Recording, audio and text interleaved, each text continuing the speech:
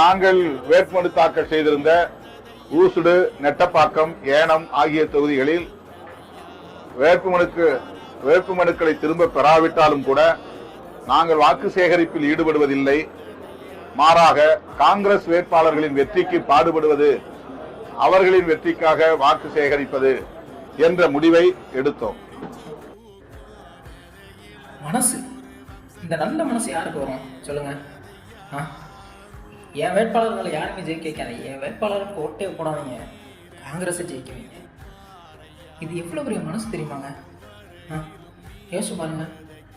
So Puducherry மக்களை தயவு செஞ்சு விசிகாவுக்கு ஓட்ட போடுங்க. அவங்கள பெரும்பான்மையான ஓட்டு வித்தியாசத்தில் ஜெயிக்க வைங்க. மற்ற எல்லாரையும் டெபாசிட் இழக்க வைங்க. சரியா? ஒரு மனுஷன் இன்னொருத்தவங்க ஜெயிக்க வைக்கணும் அப்படின்னு சொல்கிற அந்த மனசு இருக்கே, எவ்வளோ பெரிய மனசு. யோசிச்சு ஓட்டு போடுங்க. புதுச்சேரியில் இருக்கிறவங்க டிவிக்கு கூட ஓட்டு போடாதீங்க, விசிகேக்கு ஓட்டு போடுங்க. அவங்கள ஜெயிக்க வைங்க.